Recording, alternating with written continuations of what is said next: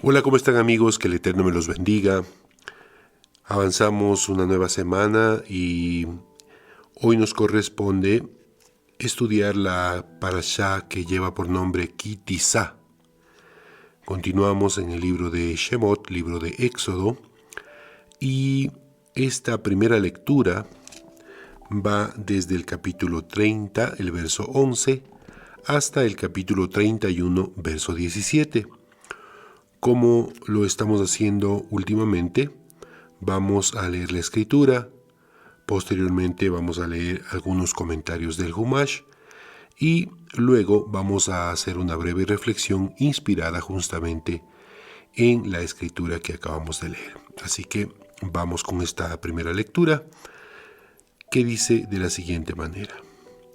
Habló Hashem a Moshe diciendo: Cuando eleves en censo per cápita a los hijos de Israel según su número, deberá entregar cada hombre una ofrenda a Hashem, para que se expíe su alma, al ser contados, de modo que no haya plaga entre ellos al contarlos.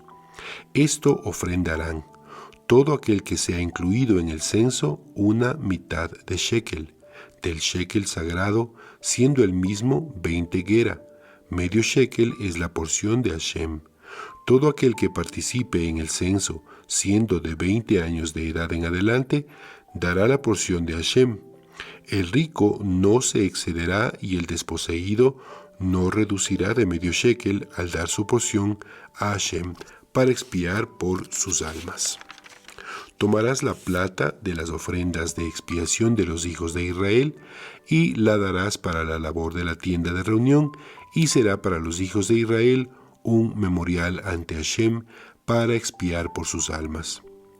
Habló Hashem a Moshe diciendo: Harás un lavatorio de cobre con base de cobre para lavar, colócalo entre la tienda de reunión y el altar y pon en él agua. Lavarán a Aarón y sus hijos tomando de él sus manos a la vez que sus pies. Toda vez que vengan a la tienda de reunión se lavarán con agua y no morirán. O asimismo, cuando se acerquen al altar a hacer servicio, a ofrecer en humo una ofrenda ígnea a Hashem, lavarán sus manos y sus pies y no morirán. Será para ellos un decreto eterno, para él y sus descendientes a través de las generaciones. Habló Hashem a Moshe diciendo: Ahora tú, toma para ti especies escogidas de mirra pura, 500 medidas de shekel, de canela aromática, la mitad de ello 250, y de caña aromática 250, de casia 500, según el peso del shekel sagrado, y de aceite de oliva un hin. Harás de ello un aceite de unción sagrado, un compuesto mezclado, obra de perfumería, aceite para unciones sagradas, será exclusivamente.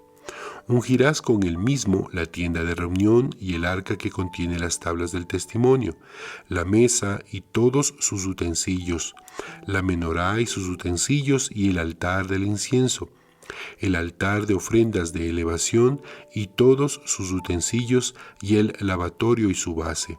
Santificarás a todos ellos y a partir de tal momento serán cosa santísima y todo lo que los toque también se santificará. A Aarón y a sus hijos ungirás y los santificarás para que oficien como sacerdotes ante mí. A los hijos de Israel hablarás diciendo: Aceite de unción sagrado será este siempre para mí, para sus generaciones. En carne humana no será ungido y con la misma fórmula no fabricarán uno como él, pues santo es y santo seguirá siendo para ustedes. Todo aquel que fabrique uno semejante o que lo aplique para ungir a un extraño será arrancado de su pueblo. Habló Hashem a Moshe diciendo: Toma para ti especias, estarte, uña aromática y gálbano, especies de incienso puro, del mismo peso serán todas. Harás con ellas un compuesto de especias, obra de perfumería, mezclado del todo, puro y santo. Molerás parte del mismo finamente y pondrás un poco de él frente a las tablas del testimonio en la tienda de la reunión, respecto a la cual designaré momentos para encontrarte ahí. santísimo será siempre para ustedes. El incienso que harás en tal composición no lo fabricarán para ustedes, santo será siempre para ustedes, para Hashem. Todo aquel que lo fabrique simplemente para olerlo será arrancado de su pueblo. Habló Hashem a Moshe diciendo: Ve, que he llamado por su nombre a Betzalel, hijo de Uri, hijo de Hur, de la tribu de Yehudá. Lo he llenado de espíritu divino, de sabiduría, entendimiento y conocimiento, y de maestría de toda artesanía, para que entrelace diseños, labre oro, plata y cobre, para que corte piedra, para engaste y haga grabados en madera, para que haga toda arte y artesanía. Y he aquí que yo he asignado con él a Aholiab, hijo de Ahisamach de la tribu de Dan, y el corazón de todo hombre de corazón sabio he dotado con sabiduría, y ellos harán todo lo que te he ordenado: la tienda de reunión, el arca de las tablas del testimonio, y la cubierta que está sobre ella, y todos los utensilios de la tienda, la mesa y sus utensilios, la menorá pura y sus utensilios, y el altar del incienso, el altar de ofrendas de elevación, y todos sus utensilios de lavatorio y su base, las vestimentas de tejido de punto, las vestimentas sagradas de Aarón, el Cohen, y las vestimentas de sus hijos para que oficien como sacerdotes, el aceite de unción y las especies del incienso del santuario, todo conforme te he ordenado harán. Habló Hashem a Moshe diciendo: Y tú habla a los hijos de Israel diciéndoles: Empero mis Shabbatot habrán de observar, pues una señal entre yo y ustedes es por todas las generaciones, para que sepan que yo soy Hashem, quien los santifica. Observarán el Shabbat, pues santo es para ustedes. Quien lo profane será ejecutado, porque de todo aquel que haga labor prohibida en él, arrancada será su alma del seno de su pueblo. Durante 6 días podrás hacer labor, mas el séptimo día es un día de descanso total. Sagrado es para Hashem, todo aquel que haga labor en el Shabbat deberá morir. Observarán los hijos de Israel el Shabbat, para hacer el Shabbat un pacto eterno para sus generaciones. Entre yo y los hijos de Israel, una señal eterna será de que en 6 días hizo Hashem los cielos y la tierra, y en el séptimo día cesó de trabajar y descansó. Hasta ahí la primera lectura de esta parashá que tiene por nombre Ki Tisa. Bien, vamos a leer entonces algunos de los comentarios del Humash. Dice así: Parashá Ki Tisa, el censo. La Torá enseña que está prohibido contar a los hijos de Israel de la manera usual, y que cuando sea necesario hacer un censo, la gente debe donar objetos, los que a su vez serán contados. En el caso del censo en el desierto, se le pidió a las personas, tanto ricas como pobres, que cada uno donase medio shekel para la edificación y el mantenimiento del tabernáculo. Vemos de aquí que la condición de los hijos de Israel se dignifica cuando contribuyen a proyectos filantrópicos, y tal es la razón de que hayan sido contados por medio de un donativo de toda la nación unificada, en aras de una causa sagrada. Este concepto se deriva del mandamiento impartido en el versículo 12, el que literalmente dice: cuando eleves en censo per cápita a los hijos de Israel según su número, implicando que la función de estas contribuciones no solo era facilitar un censo y proveer bienes materiales para el tabernáculo, sino también elevar el nivel espiritual y ético de los contribuyentes. Los donativos obligatorios brindan ilustración del tema anteriormente tratado. Todos y cada uno, independientemente de su condición social y económica, tenían que ser socios a partes iguales en el tabernáculo, el cual existía para crear unión entre Dios y su pueblo, y en las ofrendas que representaban a la nación en el logro de este objetivo fundamental. Comentario al verso 12, donde dice: al contarlos, dice así: Esta frase se repite en el versículo para enseñar que este método de computar fue establecido no solo respecto al censo de Moshe, ya que la prohibición de contar a los hijos de Israel como si fueran cabezas de ganado rige para siempre. El rey David erró al respecto, suponiendo que tal pasaje solo aplicaba a los israelitas del tiempo de Moshe. Así, violó la prohibición ordenando un censo per cápita normal, pecado por el cual se desató una plaga entre el pueblo. Así dice en el libro de segundo libro de Samuel, capítulo 24, 1 al 15. Y se arrepintió al comprender su error. Otra opinión respecto del pecado de David sostiene que resulta inconcebible que un erudito tan grande como él haya podido equivocarse así en la interpretación de un pasaje bíblico. Por eso, explica que efectivamente David empleó monedas o algún otro método similar para evitar un conteo per cápita, es decir, de cada cabeza, ¿no? Mas fue castigado porque no tenía razón legítima para realizar ninguna clase de censo y por ende no debió haberlo hecho, independientemente del método aplicado. Comentario al verso 13, donde dice, esto ofrendarán, dice así.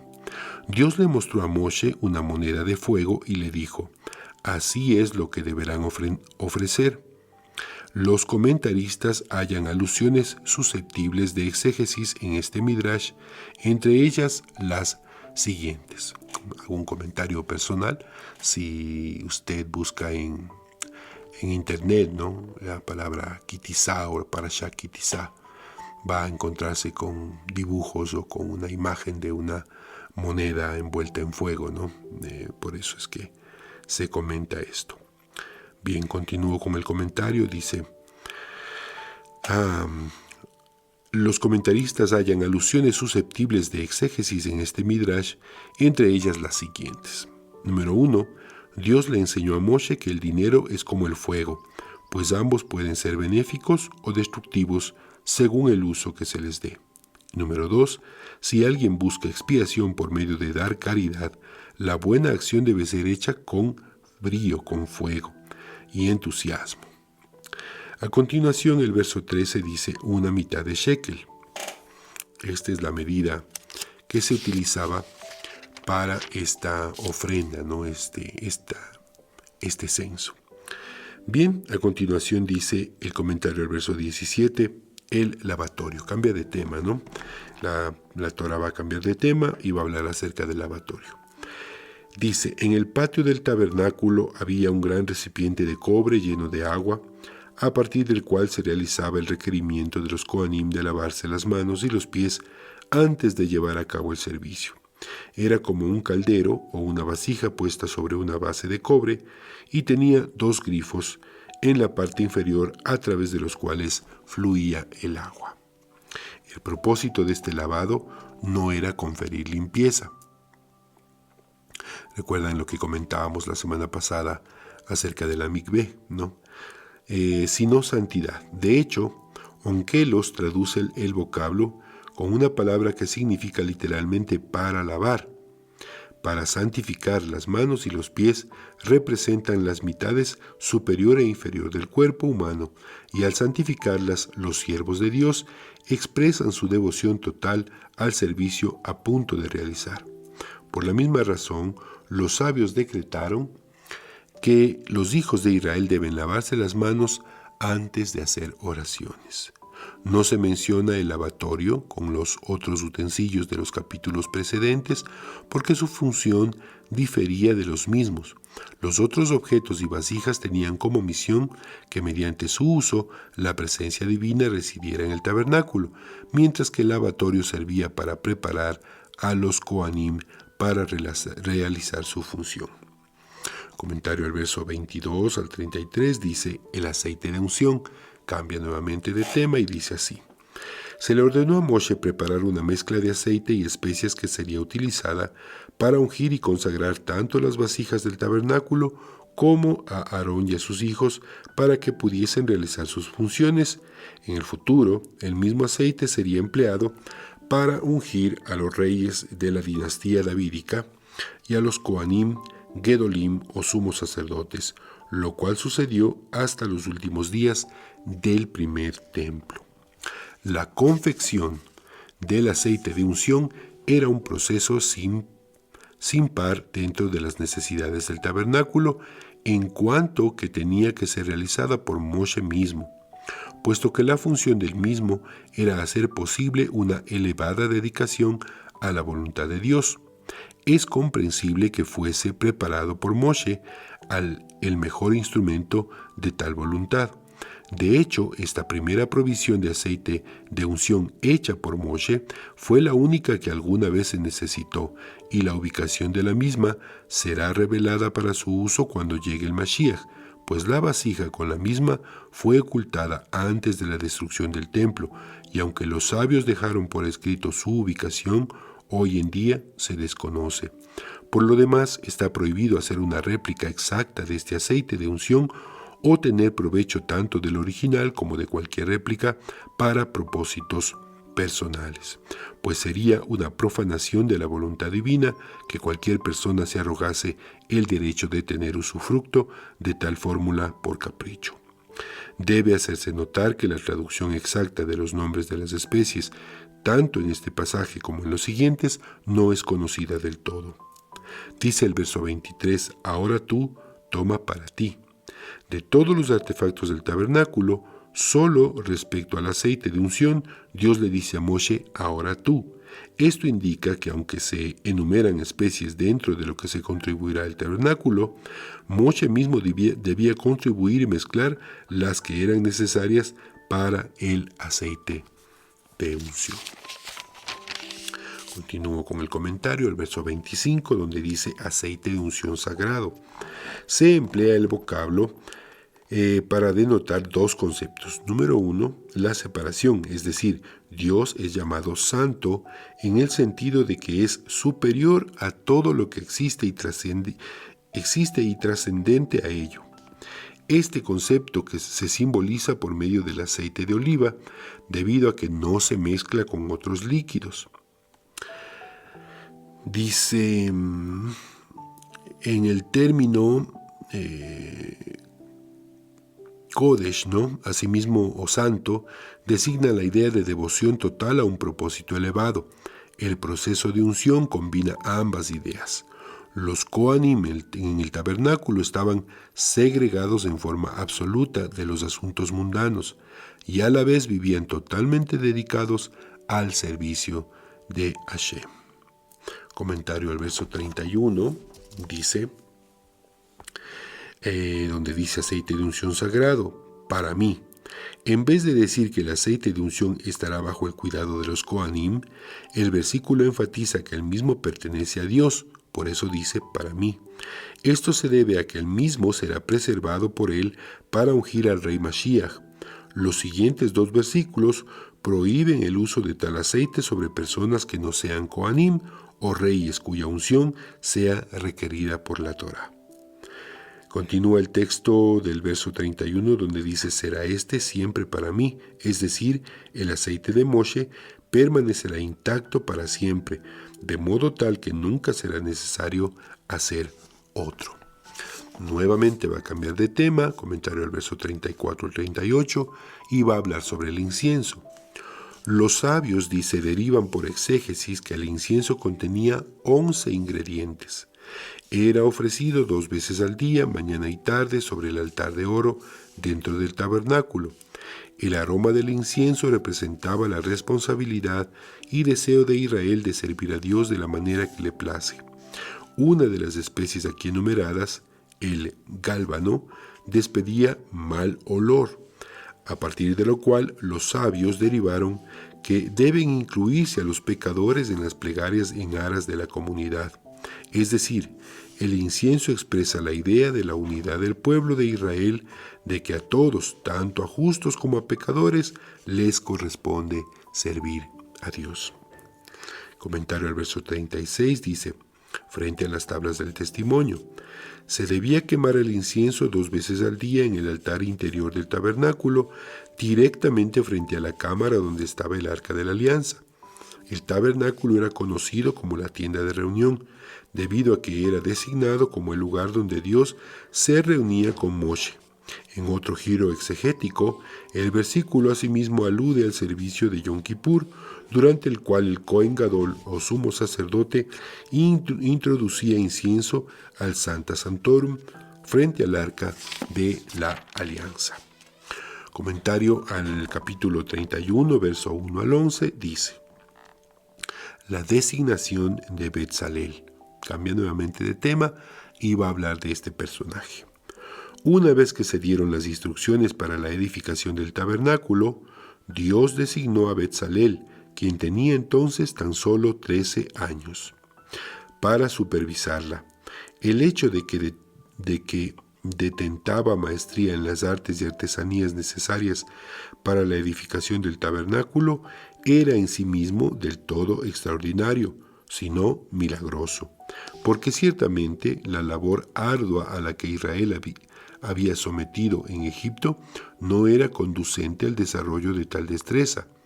Además de ello, Betzalel tenía, dice entre comillas, espíritu de Dios, sabiduría y entendimiento, razón por la cual, al designarlo, Dios dijo: he aquí que he proclamado, es decir, el milagro de la eventual llegada al mundo de un Betzalel había sido proclamado, por así decirlo, desde los días de Adán.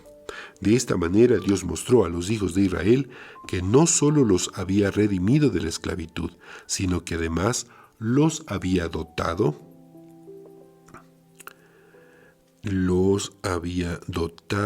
de una capacidad de servirlo más allá de su potencial humano ordinario.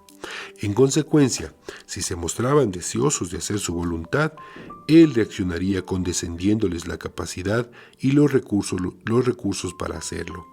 Los sabios enseñaron que Betzalel conocía el arte de combinar las letras con las que los cielos y la tierra fueron creados, y que poseía un nivel de sabiduría similar en cuanto a su característica creativa a la que Dios empleó para crear el universo. Ello muestra que la edificación del tabernáculo como ámbito para el servicio de Dios y recinto de su presencia fue análoga a la creación del universo. De hecho, Rambam y otros comentaristas muestran que el tabernáculo era un microcosmos del universo mismo, y sus componentes simbolizaban las dimensiones fundamentales de la creación. Continúa el comentario del verso 3 donde dice: de sabiduría, entendimiento y conocimiento. La sabiduría consiste en el conocimiento que se adquiere de otros. El entendimiento es la derivación de nuestras ideas a partir de la sabiduría propia y el conocimiento. En el contexto de la edificación del tabernáculo es la inspiración divina. Hasta aquí, entonces, el comentario del Humash. Vamos a hacer una breve reflexión inspirada justamente en esta escritura. Bien, dice así: para Shakitizá, primera lectura, la auditoría del alma. Después de leer la escritura y el comentario de los sabios, queda claro que existía una prohibición de, entre comillas, contar a las personas estrictamente. En lugar de eso, se pedía que traigan medio shekel para contar ese objeto o moneda y evitar así contar a las personas. Para su información les comento que el shekel es hasta el día de hoy moneda oficial y de uso regular en Israel desde 1985. Es interesante que los sabios comentan que al levantar, entre comillas, esta ofrenda voluntaria, tanto ricos como pobres debían dar el mismo valor, es decir, medio shekel, y al hacerlo también estaban motivando una bendición de protección para sus vidas. Es interesante que se mantiene el principio de que dar siempre es una bendición. Y voy a comentar algo que no tengo aquí en mis apuntes. Contar algo en el pensamiento divino, contar algo es limitarlo. Por eso es que está prohibido contar a las personas, porque contar algo es limitarlo. No es un principio cabalístico, pero he leído de los sabios en lo que estaba preparando este comentario, que nunca deberíamos contar nada de lo que tenemos, nunca, ni el dinero que tenemos deberíamos contarlo, porque eso es limitarlo, porque el Eterno puede hacer maravillas, puede hacer milagros maravillosos con lo que tenemos. Y a riesgo de parecer místico, me ha pasado muchas veces, en donde yo me pongo a contar las monedas que tengo o la cantidad de dinero que tengo y precisamente pues se limita, se acaba. Pero cuando simplemente digo, bueno, Padre, tú sabes mis necesidades y cuánto necesito, pues el Eterno provee y el Eterno multiplica porque he puesto mi confianza en Él. Como dije, saqué este comentario de lo que ya tenía preparado, pero creo que era importante mencionarlo. Continúo con mis apuntes. Dice, en esta primera lectura de la Parashá Ki Tisa, nuevamente nos encontramos con un asunto muy curioso y particular, pues en el sistema en el que vivimos es muy normal, entre comillas, que se haga un censo para saber cuántas personas viven en una casa, cuántos niños, cuántos adultos, en qué trabajan, cuántos hombres y cuántas mujeres hay, etc. Pero esa manera de contar a las personas es algo que está prohibido por la Torá. Y digo que es un asunto curioso porque el verso 12 dice, deberá entregar cada hombre una ofrenda a Hashem para que se expíe su alma. Bien, pues en el hebreo original dice algo un poco diferente. Dice, Benatnu ish kofer nafsho. ¿Qué significa esto? Entregará cada hombre una cobertura para su alma. Kofer nafsho. Kofer es una palabra que significa cobertura, recubrimiento. De hecho, se utiliza esta palabra para identificar la brea o el betún con la que se cubrió el arca en el diluvio o la cesta en la que fue puesto Moisés. Entonces, ¿a qué se está refiriendo la Torá cuando dice cobertura para el alma? Kofer nafsho. ¿Por qué nuestra alma necesitaría una cobertura? El sentido figurado de esta escritura es que nadie está completo. Todos somos parte de alguien más. Somos medio shekel, por decirlo de alguna manera. Somos la mitad de algo más, parte de algo más. Somos los dedos de una misma mano, si cabe el ejemplo. Y somos tomados en cuenta en virtud de lo que hacemos con los demás. Porque, ¿qué sentido tendría, por ejemplo, estudiar todos los días y no aplicar lo que estudiamos con las personas con las que convivimos? ¿Para qué aprendemos lo que aprendemos? ¿Para qué estudiar Torah? Y recuerden que los sabios dicen que la Torah es Torah Bahayim. La Torah es enseñanza para la vida. Somos juzgados por lo que hacemos, no por lo que decimos que hacemos. Somos lo que hacemos, no lo que decimos que hacemos. Ese sería el dicho adecuado.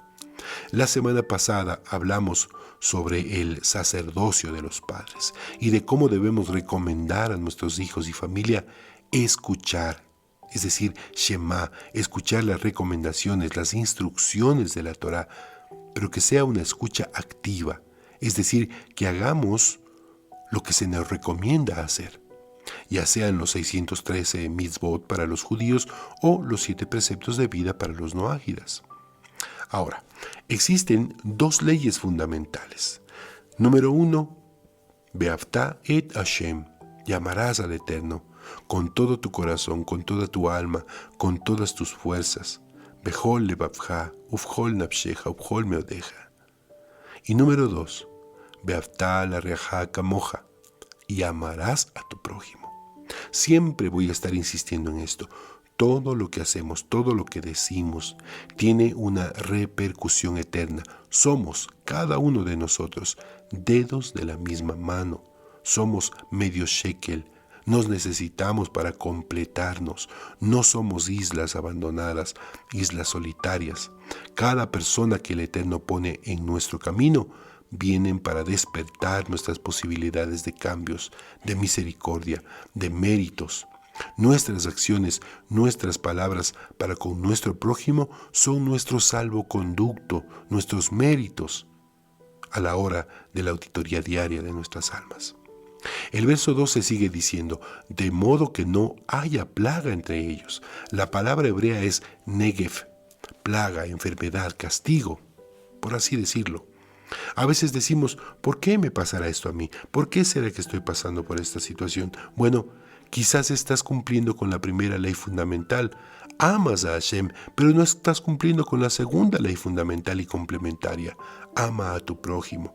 No le hagas a otro lo que no quieres que te hagan a ti.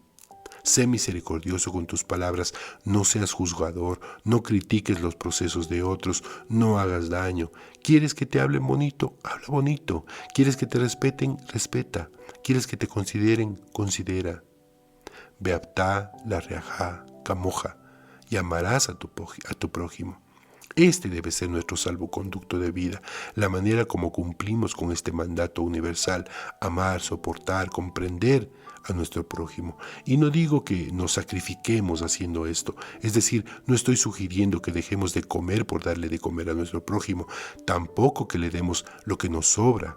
Seamos justos, mientras no sea posible, tratemos de hacer por nuestro prójimo lo mismo que haríamos por nosotros mismos.